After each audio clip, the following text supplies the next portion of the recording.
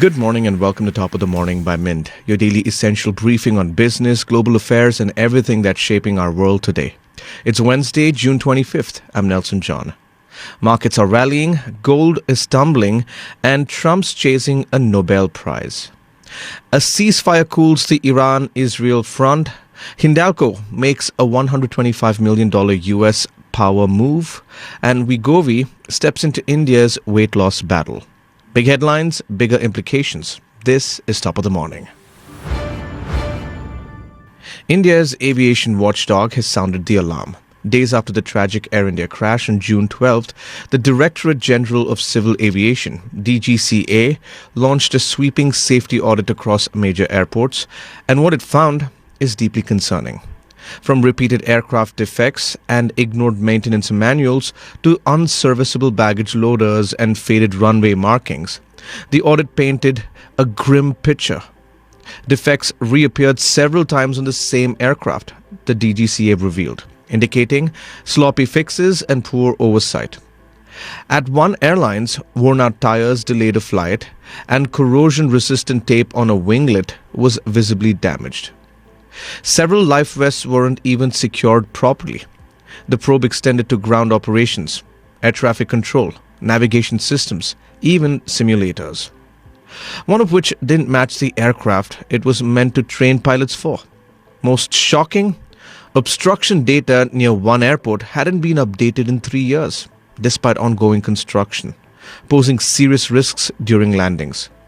The DGCA has now ordered corrective action within a week and promised ongoing surveillance. The idea is to identify weak links before they become fatal, it said. With air traffic booming, India's skies are due for a safety overhaul, not just a system check. Just days after a volatile ceasefire deal between Israel and Iran, gold prices took a sharp tumble. On June 24, gold futures on the multi-commodity exchange MCX dropped by 2,606 rupees per 10 grams, a steep 2.62% slide, settling at 96,782 rupees.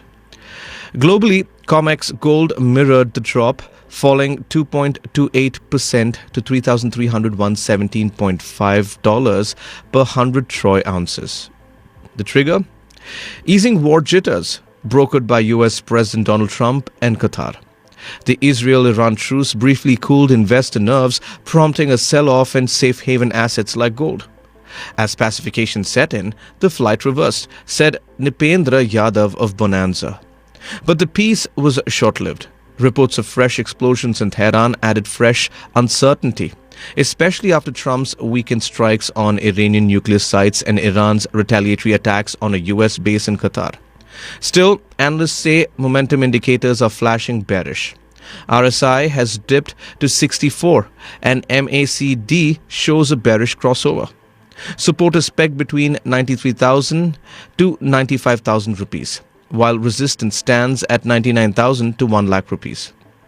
Buying momentum is fading, Yadav noted, and gold has now closed lower for 2 straight weeks.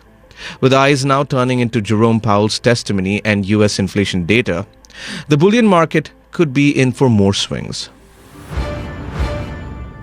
In a dramatic twist to a high-stakes Middle East conflict, US President Donald Trump has been officially nominated for the Nobel Peace Prize. The reason?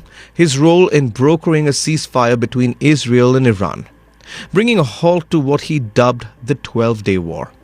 Representative Buddy Carter of Georgia submitted the nomination on June 24, hailing Trump's extraordinary and historic intervention. Mainly believed his agreement was impossible, Carter wrote, praising Trump's leadership during the crisis and his stand against Iran's nuclear ambitions. The brief but intense conflict began when Israel launched preemptive strikes on Iran's nuclear infrastructure.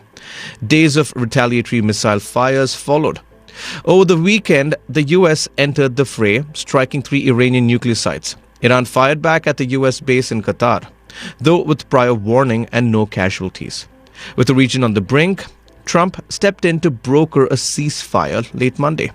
His leadership exemplifies the ideals of the Nobel Peace Prize, Carter said, citing Trump's courage and clarity in a de-escalating and dangerous situation. Whether Trump lands a prize is yet to be seen, but the nomination alone marks another controversial chapter in his presidency. India's weight loss drug market just got a powerful new player. Danish drug maker Novo Nordisk has launched Wegovy, a once-a-week injectable aimed at adults struggling with obesity and heart disease. Set to hit shelves by the end of June, Wegovy joins the fray alongside Eli Lilly's Mounjaro, which debuted in India this March. Both drugs are part of a global wave of GLP-1 based treatments revolutionizing obesity care. Priced between 17,345 rupees to 26,050 rupees, depending on the dosage. Wegovy will be available in 5 strengths, including a 2.4 mg maintenance dose.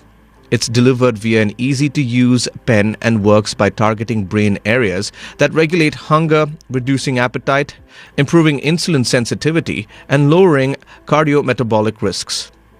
What makes Wegovy stand out?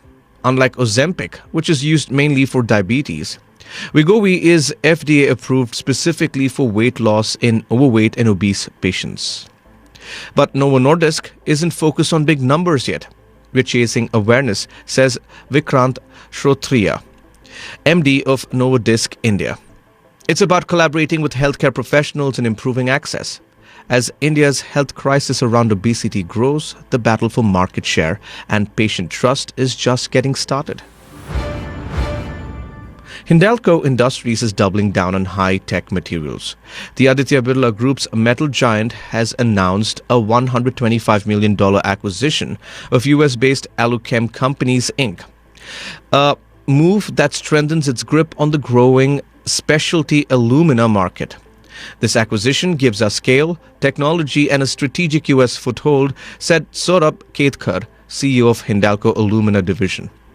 Aluchem, with 3 manufacturing facilities in Ohio and Arkansas and a capacity of 60,000 tons, produces advanced alumina used in EVs, semiconductors, and precision ceramics. The deal, expected to close next quarter, marks Hindalco's 3rd major acquisition in the U.S. after buying Novelis in 2007 and Aleris in 2020. For Aluchem founder Ronald Zappetel, it's a win-win. With Hindalco's backing, we can scale faster and build our North American presence, he said. Hindalco already operated 500,000 tons of specialty alumina capacity in India and is aiming for 1 million tons by FY30. The company sees this deal as a catalyst to dominate a rapidly growing, high-margin segment. Satish Pai, MD of Hindalco, summed it up, "As clean tech demand rises, Aluchem's chemistry will help us lead." That's all for today. Thank you for joining in. We are eagerly looking forward to our next Top of the Morning episode, which will be packed with the latest news. Until then, this is Nelson John signing off. Have a great day.